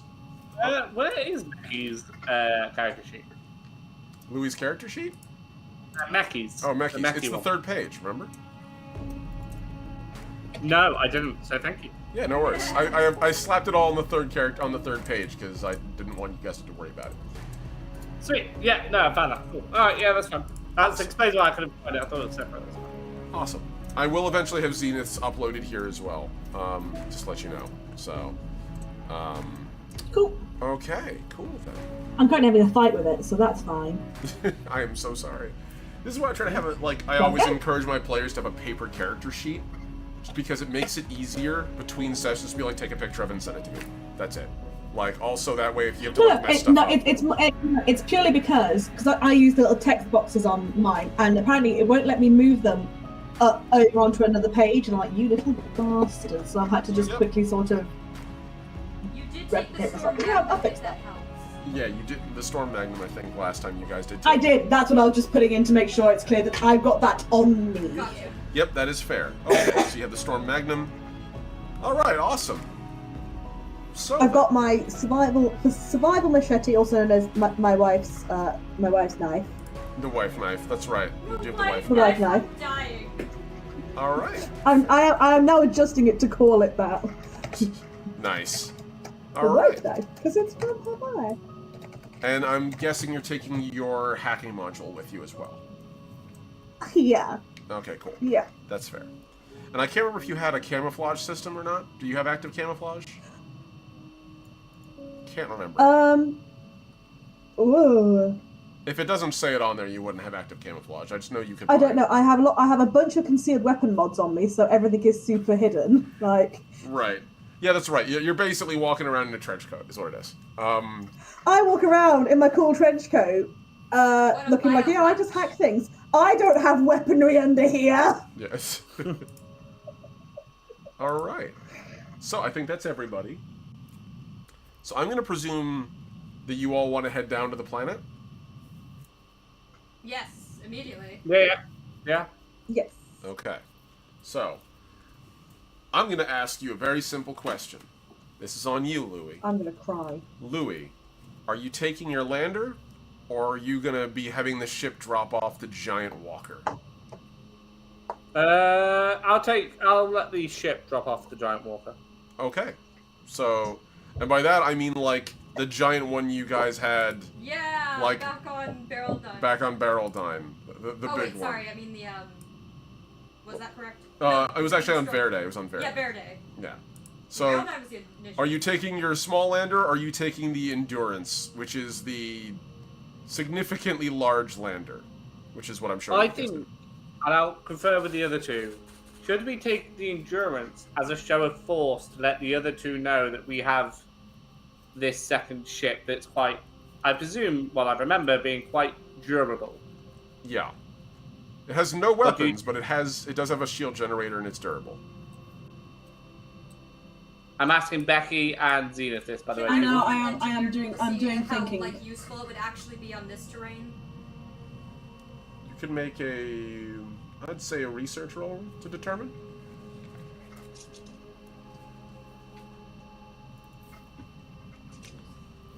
That's just intellect, right? Yeah.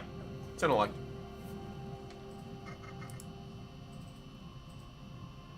That exploded. Woo! 22, and then my d6. Yeah. More than enough. You don't even need to give me your stats. Alright. It's just this session. It will never happen again. So, XHOL is a I particularly... can also mention... I can also just say I've got it in front of me while it's in my brain. I do have a camouflage array. Nice. It is Nice. here in my little list. That's good to know. So you can cloak. Alright, cool. That's what I thought. I just wanted to make sure. Yeah. Because I don't think we've seen your character in combat very much yet, so... Alright. So then, to answer your question, Bon, given your character's knowledge, the world of XHOL is very heavily forested. It is very heavily forested. The proper term for it would be a fen, or a deep temperate forest. So Deep probably temperate not rainforest. great for the VSAT. It's more along the lines of if you land with the VSAT, you'd be using it more as a base than as an actual walker. Because if you did use it as a walker, theoretically, the VSAT could power through the forest. It absolutely could. It could power through insanely powerful winds and basically get battered by the planet's crust being thrown at it, which is what it was made for.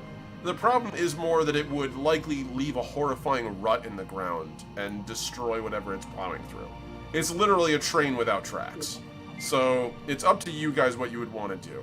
Be aware this planet, again, is Desperandi owned, and they're already not particularly big fans. So knowing that, Becky would immediately be like, given its destructive capabilities just by existing, because it's... She points to its build, because technically they're both, like, engineers. She will be like, I don't think it's smart. Leave it at home? Yeah. Alright, okay. Well, yeah, I won't take the endurance, and I'll get my Becky down there the other way. Okay, so that'll be with your little Tortuga lander. Okay, cool. All right then. I'm sure Becky will give just as much of an impression as you're after. So, the other two ships have actually brought their own landers, so it's not like they're bringing huge things down. They're like small landers, roughly the same size as yours, Paul. Descent through the atmosphere is dead quiet. No systems turn on you, no defenses lock onto you, nothing.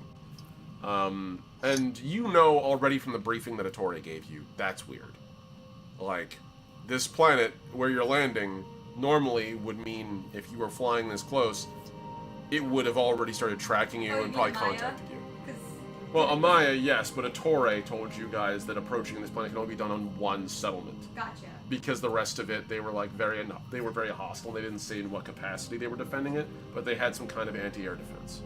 So, in this particular instance, nothing. No lock-ons, no pings, no air traffic control signal whatsoever. It's dead. And for the record, if you guys want to make me awareness checks, yes. or engineering rolls, Oh. or hacking rolls, I'm going to allow all three. Engineering. Okay. So hacking then, yes? If you wish. Well, it's the one I'm good at, so...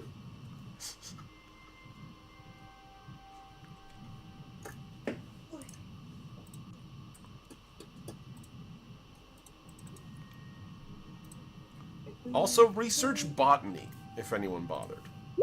Unfortunately, that's I could- Yeah. You also have your no, I luck.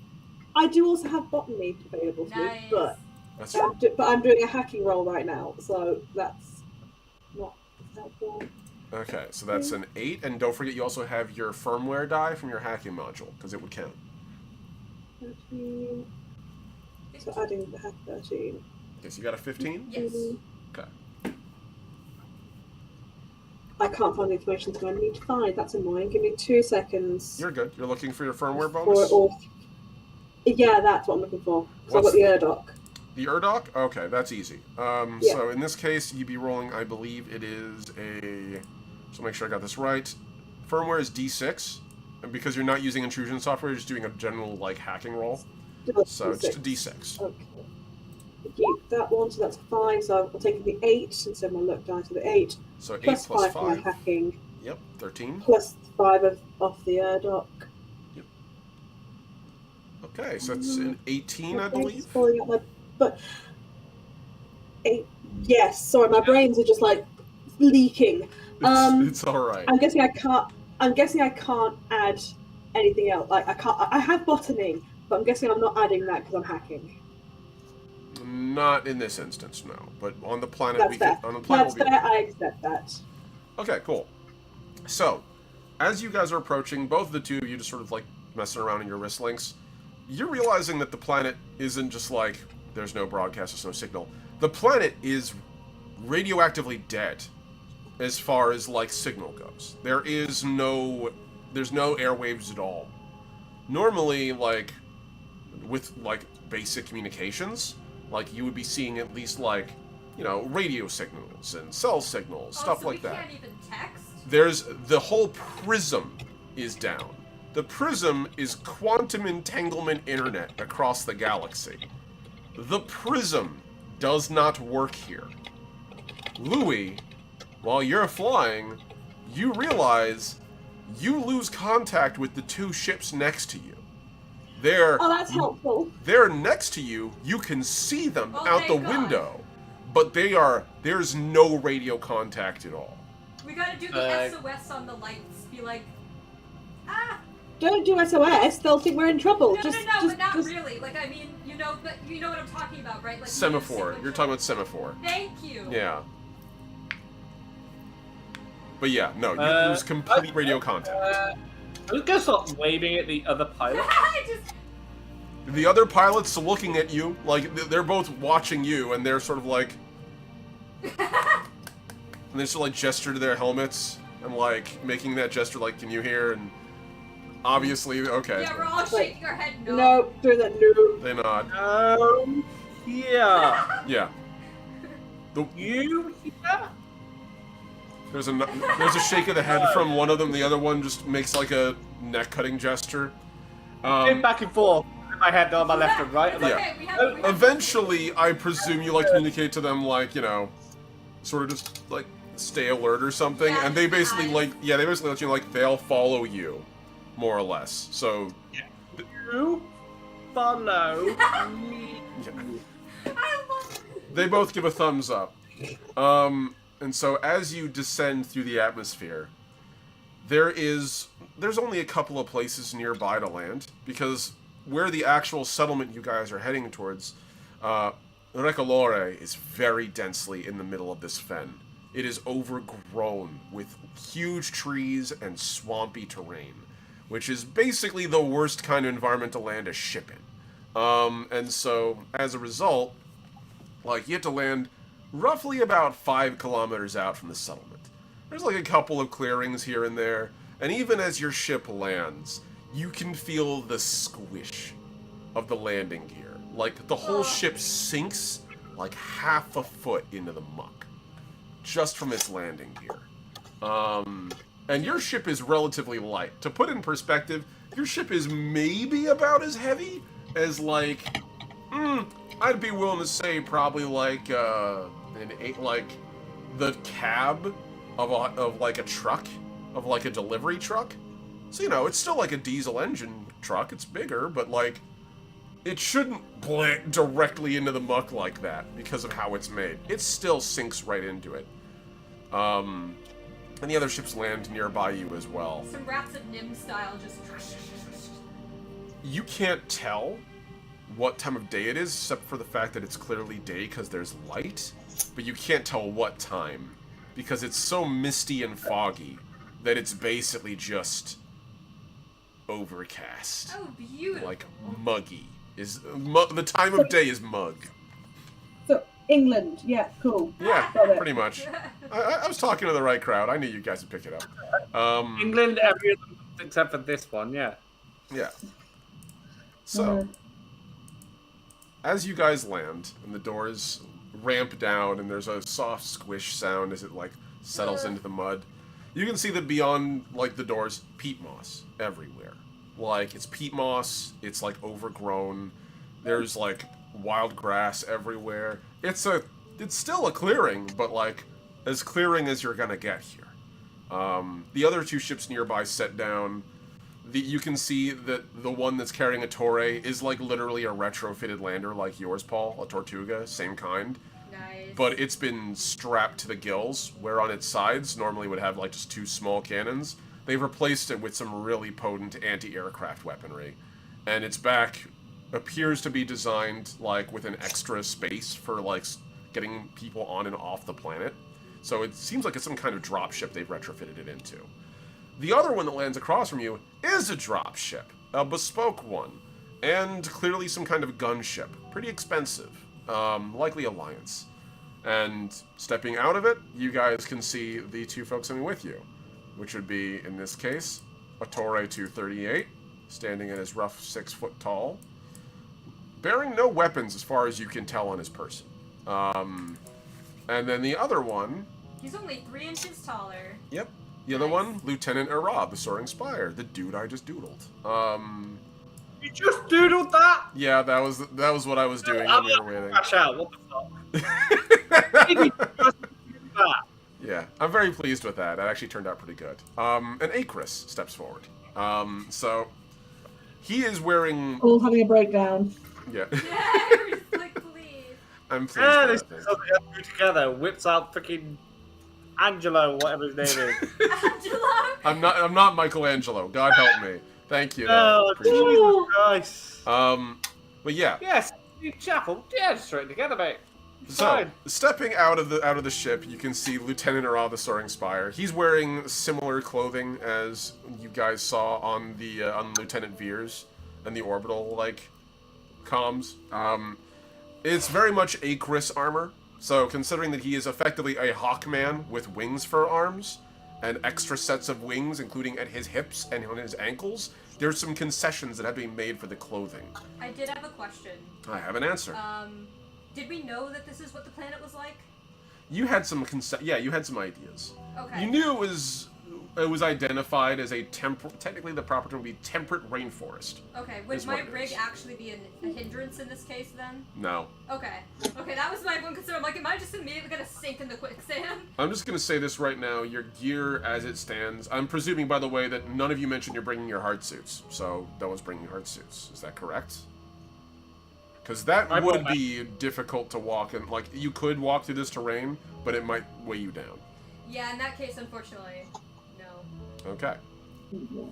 So no hard suits. It's good to know. I have walked through marshland, and I have been that person who took a step forward and immediately was like, why am I sat on the ground? Because one leg had gone down, like, to my hip. Just gone. Yep. Same. I've hiked the Appalachian Trail. There was there's actually a trail in Central Florida called it's called Big Stump, and it was at my summer camp, and it's called a mud trail because it's exactly what it is. And whenever it rains, the whole thing becomes basically muck, and I lost shoes in it. Like Most people do, apparently, yeah. yeah, they literally tell you bring a change of clothes because whatever you wear will be thrown out. It will not be salvageable. The mud is... You're walking through a boggy marsh across it, and Paul got the experience of, oh, there she is. Yeah. Oh, she's gone. It's not as bad as that. It does have, like, there is firmness enough where you can stand on top. But there's a distinct squish around the edge of your feet. If you weren't wearing atmosphere, it would get into your shoes. No, this was an area that we were recommended, like, okay, this next patch walking through, walk with your legs high, and for the love of God, just keep going. Do not stop, because you will just go if you down. do... Yeah. I guess that's why the British walk like that, right? Damn. The jab. No, specifically the military. Yeah. No, I think they march like that because they're being The pumped. entire country's a swamp. Don't start. It's fine. I was raised in a swamp, so same. But so Lieutenant Arat is armed. He's wearing semi-powered armor, is the proper term. So like pretty advanced gear, and he does have on his back a laser rifle. It's Acris in some way, shape, or form. So there Arc weapon? Hmm? Arc weapon? No laser weapon. Okay, for a second there, because when you said Acris, when you specified, I was like, wait a minute, like arc laser? No, okay, so the term you're looking for is a seeker weapon. A seeker rifle. Gotcha, thank you. You had to make me an engineering roll to see if you identified it as that. Oh, okay. So, you're not particularly familiar with their tech, so it's going to be a pretty high roll. 13 doesn't fit. No, that isn't enough. That's fine. I'm not wasting anything on that. So, the two of them get out of their ship and look at each other, and Lieutenant Ara has this very, rich green plumage, and this very piercing set of purple eyes underneath. And he's towering about, 8 foot tall, which is pretty standard for an Acris. So, as he looks across at you, and then at Ettore, Becky will wave. he just gives you a nod as the two of them walk towards you. And Ettore just sort of... Alright, so, shall we go in? Yeah, I think communications are down. I noticed. And Ara turns to Ettore. What precisely did your people do to do that? How did you take down the prism? I didn't know you could disable that. And Ettore goes, I did not do a thing. Yeah, I was just gonna say, that's a little rude to assume, but that's kind of hard to do. We have our defenses, as far as I'm aware, but I have no idea how they could take down the prism. I'd rather like it, personally. I like music when I walk. So... Do you not have a playlist saved or pre-downloaded? That's terrible, honestly. The quality, man. I vibe with many different things. I sort of go whatever I can, just randomize the playlist. But either way, I don't know how they did it. All we can do is move. Do we? Do we know who did it? Nope. So who, how, or why is on the top 3 list of questions we're going to ask? No, never mind. I mean, we are asking all the questions, technically, not just... But anyway, right. Let's So See it. Where do we go? Yeah, so the threat probably isn't one of us at the moment, and I highly doubt that we have the technology right now to combat whatever it might be, so let's proceed with caution. Mm-hmm. Zenith doing very well to not be distracted by the idea. Could take plant samples. Right, the same way Becky was with other the light bearers. Yeah, honestly, there's some really jazzy looking moss colours over there, and I could just... At the risk of foreshadowing, this planet isn't going anywhere. Get it on the way back. So, At the risk of foreshadowing. as you guys are walking, I'm gonna sort of show you guys the general of what the very shitty drawing I did of this. The okay drawing. I'm just gonna stop shooting myself because Paul will literally kill me. He'll come through the screen and murder me. kill it! In Minecraft. He'll kill me in Minecraft. Can Becky actually turn to Ettore and ask? She'll ask, how many names of the folks who live here do you know? Because if we see survivors, it may help to know that. So, as you guys are walking, Ettore is taking point, because he actually is the guy who knows the way. But he turns around. I only really know one. They're very discreet. And the only reason I know him is because he's the speaker. So, if you see a human, he's moderately I thought you said Sylph. No, he's human in this instance. This particular man is human. His name is Idao Torre. So, if you meet him, let me do the talking because he's kind of,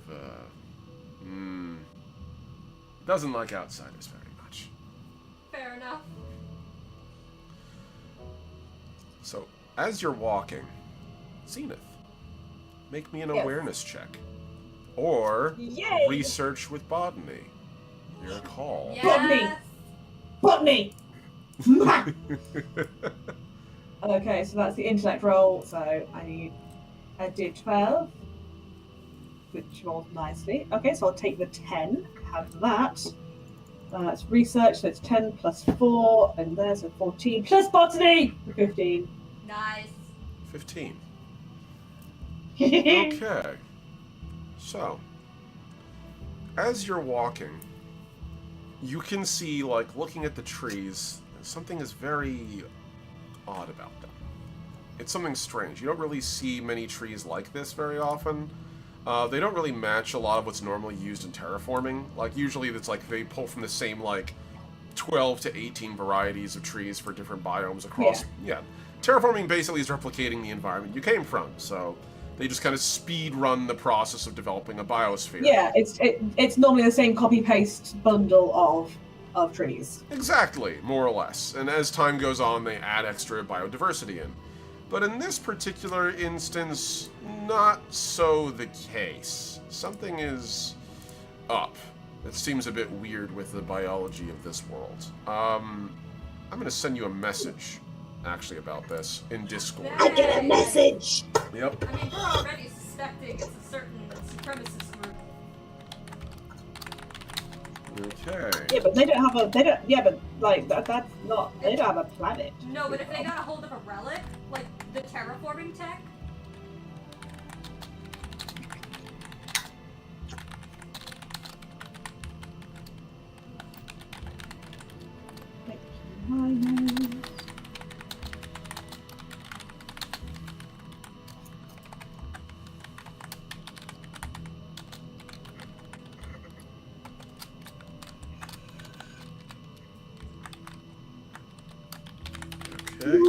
Oh, excuse me.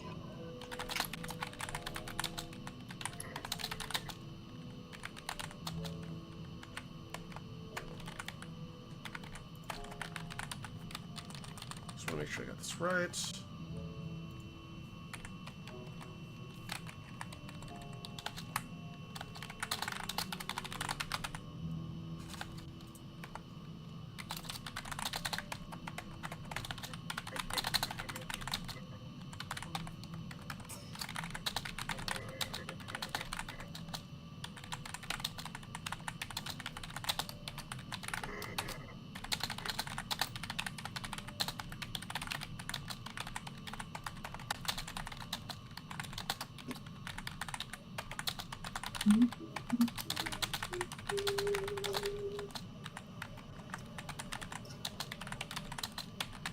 I'm terrified about how long this message is. Right, like Yeah. slight concern. It's a list of every tree and how they're gonna kill us. That Murder trees. Right. the ants come alive. And they're coming alive, like Jesus.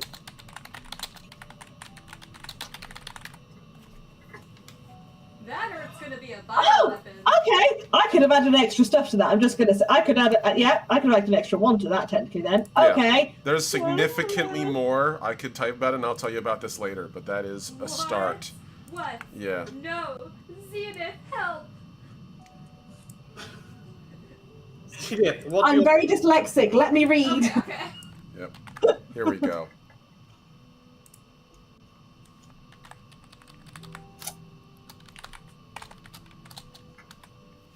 Do I have to be in Meki? Or does it have like an autopilot follow me? You can have Meki following you on autopilot. It would just generally glide above the ground. Oh Yeah. yeah, it's a floater.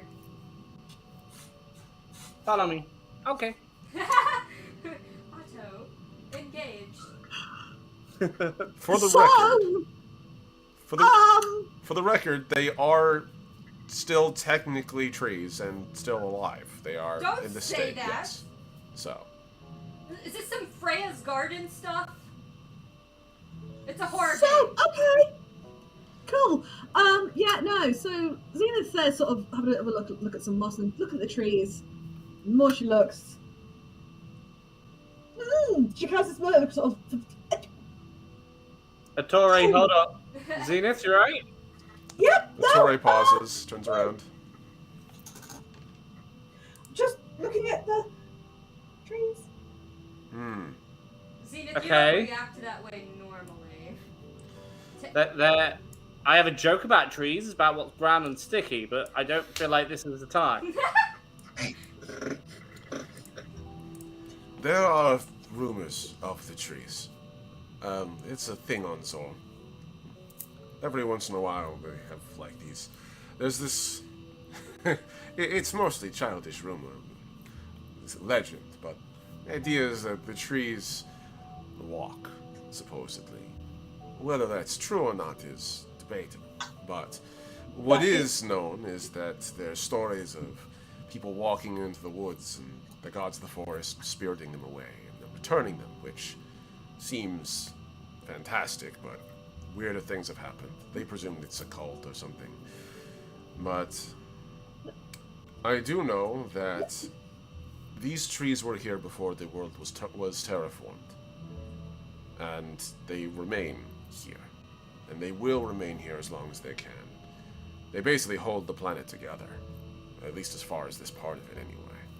We'll do our best to respect them. I'm sure they would appreciate that. Zenith, are these rumors just rumors, or do you know something more recent that you could share with the group? It's everyone's picking up on how uncomfortable you are. And that's out of character for you, so if there's something you want to share with the group, now is the time. No, there's nothing new. Sorry. Over table, could you give that question again? Sorry, my brain closed. Myself? Is there anything you want to tell the group? Oh, it was the one before that. It's about new, but Divine want to tell. Feel like we should know. Yes, is it urgent? I don't know if it would be or. Oh, Hey, possible. let's just tell us and we'll find out. We'll find out together. Stories of the trees moving might not be all that unfounded. I mean, we have walking cacti back home. Well, not back home for me, but like Earth. She looks really uncomfortable right now. Kind of probably doing like, you know when you get kind of the back shiver up the spine and you're like, she's sort of doing that looking at the trees. Louis never been to Earth, and the idea of a walking cacti sounds terrifying. It's okay, they're not bad. They're not like spiky. Isn't that a porcupine? Not quite. She'll be like, when the prism's back up, I'll show you. Yeah, we'll Google images it. Zenith, how do you know the trees have been walking, and how recently have they been walking?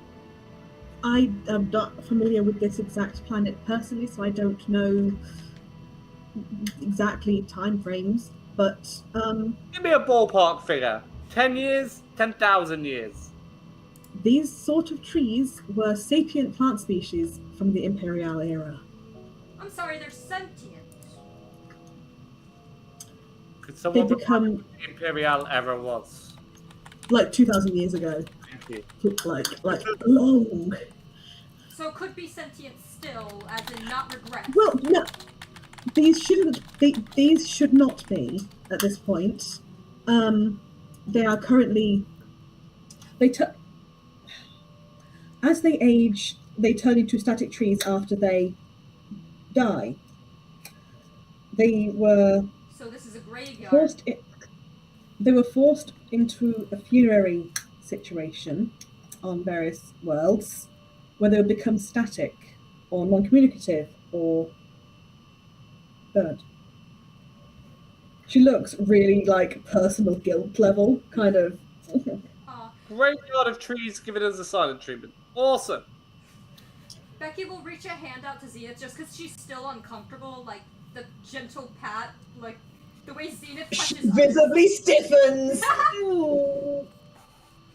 Okay, so new rule: don't attack the trees. They might attack. Some of these trees would be considered ancients that have been ossified over time.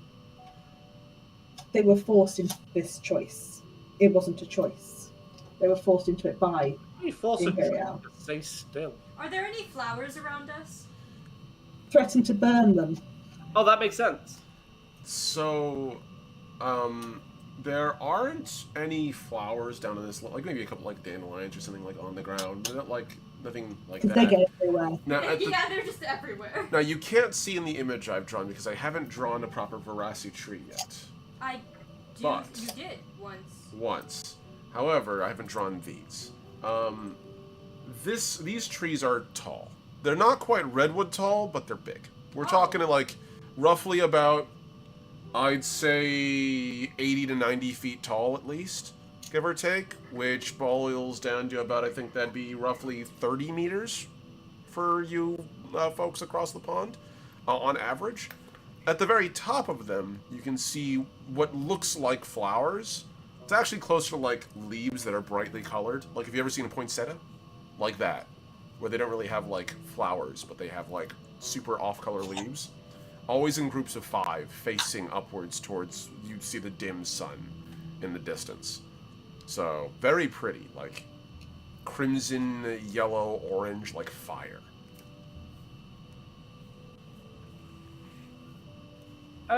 Okay. The more I think about it, threatening sentient creatures with fire is kind of horrifying. Zenith, is there any way to unpetrify a tree? No, because it means they've died. They ossify after death. Becky just put like this, like I'm assuming there are rocks then at least. Oh yeah, there's rocks in the mud and shit. Okay, she'll just make like a little tiny like gravestone, like a little collection, and just like pat one of the nearest trees, and then just keep walking. Like we gotta go. Yeah. Okay, She A just- start trying. Good job, Becky. Yeah, she just has that guilty look of the whole thing of, I didn't personally do the bad thing, because she didn't. But my culture did, and that makes me feel bad. I'm just gonna silently talk to everyone's a lieutenant nowadays. Lieutenant Error, and just be like, what does ossifying mean? To turn like bone, Becky will call back. Hey, I'm not talking to you, Becky. What? So, Era turns to face you, and he just sort of gives this little shrug. Usually it's like hardening the bone. If it's a tree, it literally becomes static. You're aware of, like, you know, animals don't have cell walls. That's why trees are wood. Uh-huh. So, they're plants, they're trees. So, Yeah. I'm guessing their cell walls hardened, and they became static. It might have been flexible once. I'm not sure what's more horrifying, the idea of a flexible tree or a tree dying through threat of fire. Okay, thank you. Good chat. I didn't want to ask, but everyone seemed to know what it meant. I'm sure you've been. Cool. Yeah, we gotta go. Horrifying dead trees aside, if you see, Zenith, any evidence of less than dead trees who are likely to be a threat, or we shouldn't set on fire, just holler, just shout. I Just doubt, like, hey. I doubt we're threatening the trees. I doubt they'd attack us. Let's not risk it. As you two are having this exchange, Lieutenant Ara, and, you know, we have Attore at the front, still leading. You guys are walking on. And Lieutenant Ara falls back a little bit towards you, Zenith. As you're sort of, like, walking along. So, this is a Veracity graveyard, then, is it? I believe so, yes. I did a little reading about the Anazali of old. Once. My people basically, well, were remade by yours, so it only felt right to do it.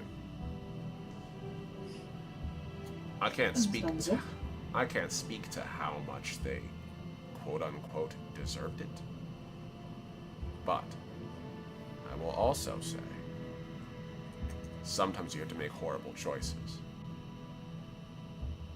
I can't defend what this is, but I can understand it.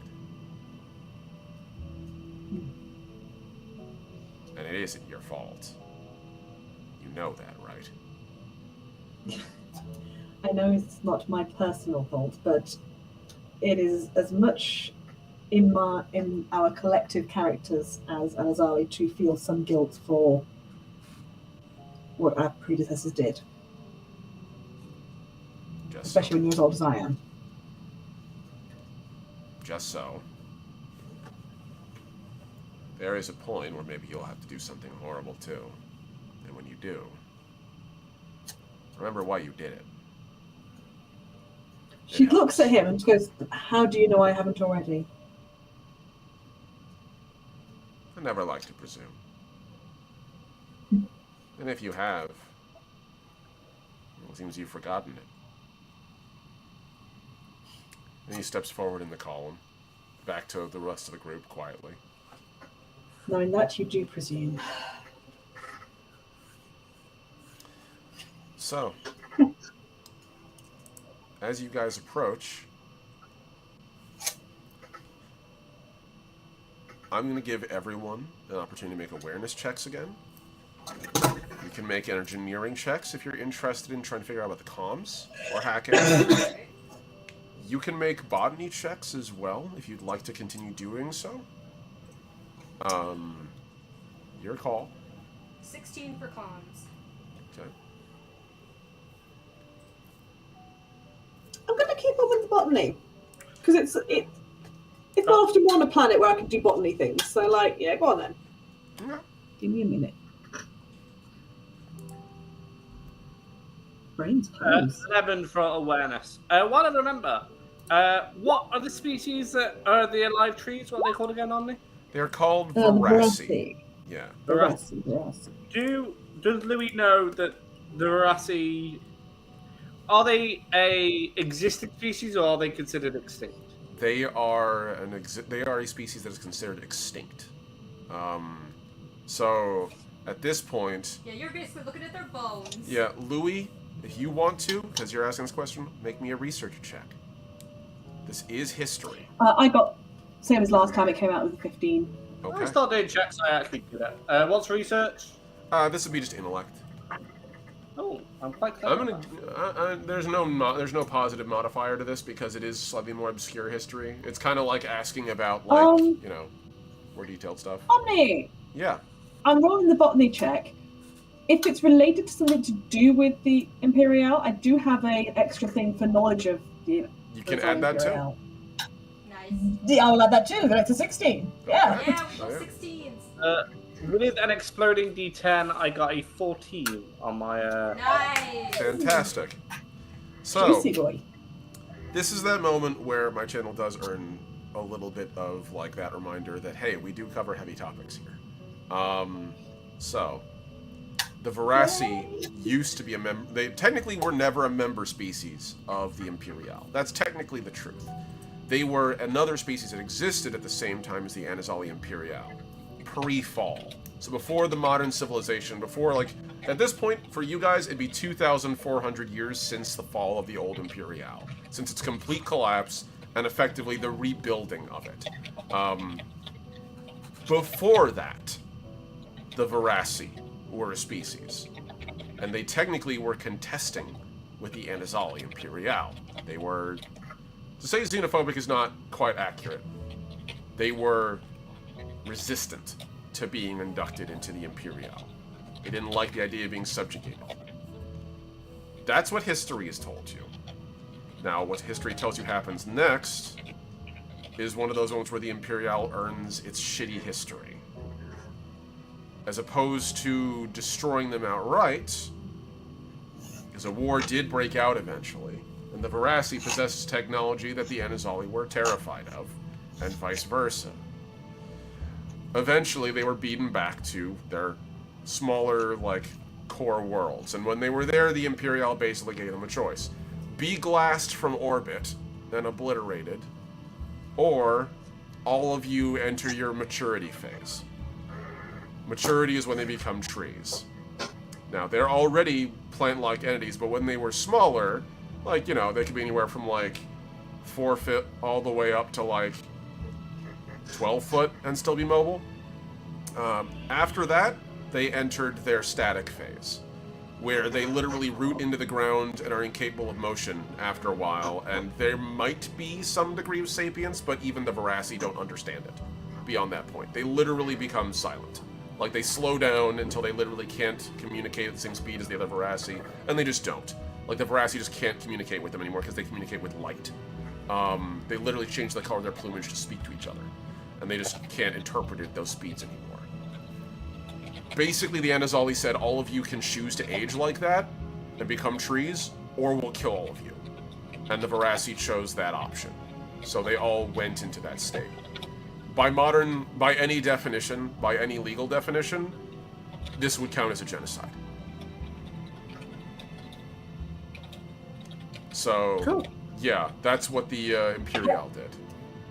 Hence Zenith having that kind of thing on. that's sad. She's not responsible, but she has the kind of cultural guilt of that. Yeah. And you say trees have leaves and branches and roots and whatnot. They're tree shaped. Yeah. So Veracity are plants, so their body shape can vary wildly. But here's where I get to make a slightly lightening the mood tone joke or reference. Who here is aware of the creaking in Minecraft? So they're like, shit. Damn it! I was hoping that'd be an easy reference.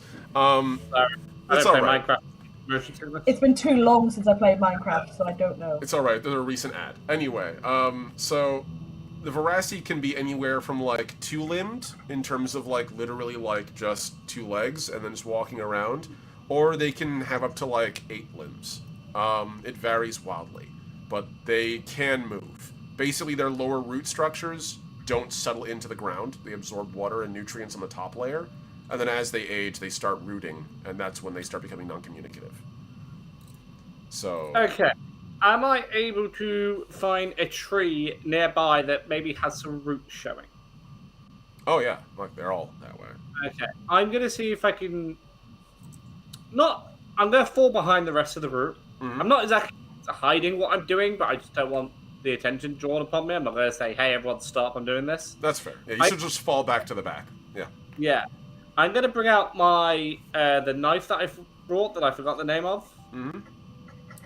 Frequency blade. Yeah. Yeah, that's it. I'm going to go near one of the roots and Frequencies. Okay. apologize to the tree and just say, I'm really sorry. I don't know if you're going to feel this, or if you can even hear me, but I'm going to try and help. I'm going to cut off one of the roots and put it in a pocket. Okay. Yeah. As you put the knife to the tree, there's like a dull like, and then it hits the tree, and then you hold it there for a second, and the tree isn't moving. And so as a result, the frequency matches almost instantly. And so it goes from making a sound to nothing, and then goes right through it. And you have a chunk of root, roughly about half a foot long.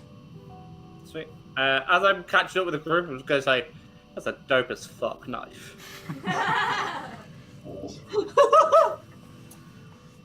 So, I'm going to make sure I keep a note of that.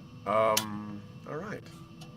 So yeah, at this point, I'm going to say we'll leave off there as you guys start wandering and in the distance see the silhouette of what look like buildings. Yeah. I would like to have more allies, as in our party present, before we start having more interactions. This has been very scary without a negotiator. Yes, I too would like my negotiator to arrive during the social sessions, but unfortunately life is life. We'll fix that in the future though, for sure.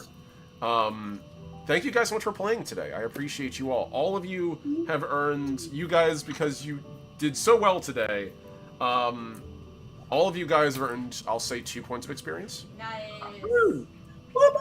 So, thank you guys so much for that. And to all my incredible viewers out there, I'd like to remind you guys, if you like this and you enjoy Legacy First Flight and the setting and the world I've made, don't forget, you can support me on my Patreon. At patreon.com/thelast-omnitect. Ampersand, Heinrich, Atlas are my tier 1s, and my tier 2s, Necronomus and Soul Rolls. You guys are incredible, and you keep my channel going. Any support you put onto that channel goes towards my webcomics. It goes towards making more of Legacy and actually getting it into your hands as a playable game.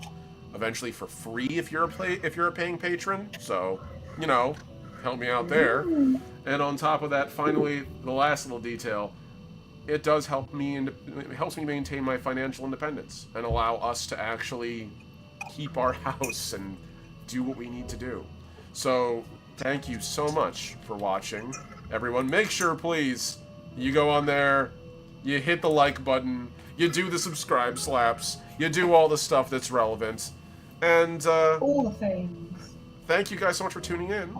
This has been Legacy First Flight, and I'll see you